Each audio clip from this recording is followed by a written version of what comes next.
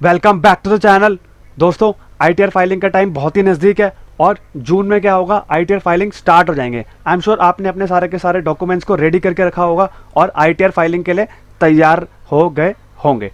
तो दोस्तों, ये वीडियो उनके लिए है जिन्होंने क्या किया है, अप्रैल या मई में आईटीआर फाइल कर दिया है और अपना आईटीआर प्रोसेसिंग का वेट कर रहे हैं और रिफंड का वेट कर रहे हैं। तो दोस्तों, आज के वीडियो में हम लोग पूरा प्रोसेस डिस्कस करेंगे आईटीआर फाइल करने के बाद का, कि रिफंड प्रोसेस कब होता है, आईटीआर प्रोसेस कब होती है, कितना टाइम लगता है और कितने दिन में आपका रिफंड भी आ जाता है। तो दोस्तों, वीडियो को पूरा देखिएगा, स्किप मत करिएगा, आपको पूरा प्रोसेस समझना है। तो दोस्तों, आज के वीडियो में हम लोग टॉपिक्स को कवर करेंगे। पहला है ITR processing time limit for assessment year 24-25। Second, TDS refund process time limit for assessment year 24-25। And third section 143(1) intimation letter limit for assessment year 24-25।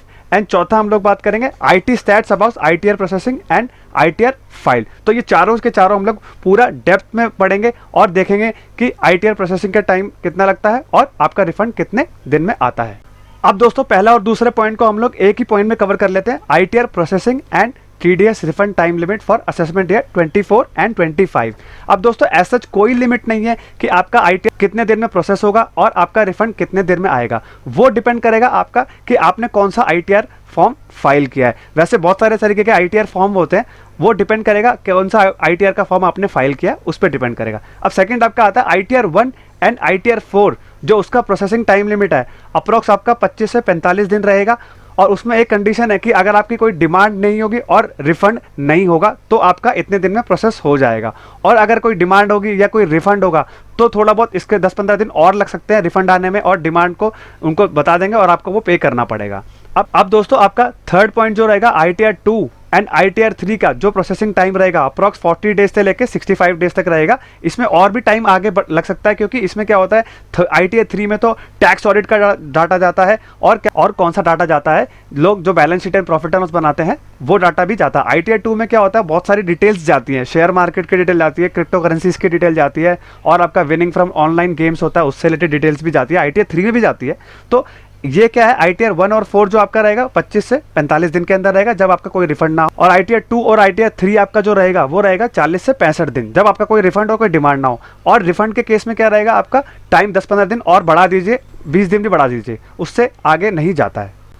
अब दोस्तों, नेक्स्ट हम लोग बात कर लेते हैं सेक्शन 143(1) का इंटीमेशन लेटर टाइम लिमिट के बारे में, जो कि असेसमेंट ईयर 24-25 की क्या रहेगी। अब दोस्तों, पहला इसमें आता है intimation letter of section 143(1) is to be sent by the income tax department within the 9 months from the end of the financial year in which the return has been filed। वो क्या रहेगा कि आपका जो लेटर जो ये भेजा जाएगा, वो लेटर तब भेजा जाएगा आपको फाइनेंशियल ईयर एंड होने के 9 मंथ्स के अंदर अंदर, उस साल में आपने जब रिटर्न फाइल करी है उसके फाइनेंशियल ईयर एंड होने के 9 महीने के अंदर अंदर आपको ये क्या है, इंटीमेशन लेटर जो है 143(1) का वो भेज दिया जाएगा। अब एक एग्जांपल से देख लेते हैं। अगर कोई टैक्स पेयर रिटर्न फाइल करता है फाइनेंशियल ईयर 23-24 की, यानी कि असेसमेंट ईयर 24-25 की, और वो जुलाई में फाइल कर लेता है, यानी कि 31 जुलाई 2024 तक वो अपनी क्या कर लेता है, रिटर्न फाइल कर लेता है, तो उसका जो लेटर रहेगा वो कब तक आप भेज सकते हैं, सेक्शन 143(1) का वो डिपार्टमेंट भेज सकता है आपका, या 31 दिसंबर 2025 तक वो लेटर जो है वो भेज सकता है। तो दोस्तों, आपको समझ में आ गया होगा कि इंटीमेशन लेटर कब तक भेज सकते हैं असेसमेंट ईयर 24-25 का। अब दोस्तों, हम लोग लास्ट डिस्कस कर लेते हैं कि इनकम टैक्स का जो स्टैट्स है वो क्या बोलता है आईटीआर फाइल से लेके आईटीआर आपका जो वेरीफाई तक है। अब यहाँ पे है आपके इंडिविजुअल जो है इतने रजिस्टर्ड है।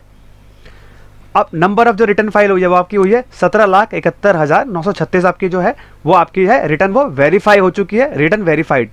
अब आपके नंबर ऑफ रिटर्न फाइल आपकी हुई है यहाँ पे 18,96,891 है आपकी जो है वो नंबर ऑफ रिटर्न फाइल हुई है असेसमेंट ईयर 24-25 की।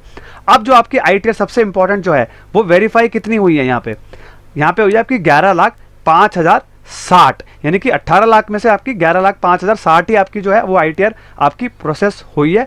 और इसमें क्या है, ये डाटा आपका जो है वो टाइम टू टाइम चेंज होता रहेगा। अब दोस्तों, दो चीज़ें और आपकी जो आएगी, जो आपका इंटीमेशन लेटर आएगा उसमें दो चीज़ें आपकी रहेगी।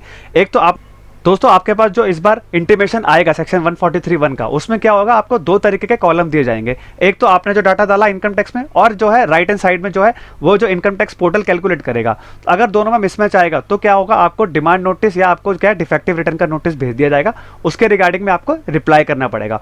एक चीज़ उसमें वो आएगी, आपका जो है आपने जो सेक्शन 115 BAC का ऑप्ट आउट किया है या ऑप्ट इन किया है, दोनों में ऑप्ट इन तो क्या कर नहीं सकते, ऑप्ट आउट ही करना पड़ेगा आपको ओल्ड टैक्स रिजीम ऑप्ट करने के लिए।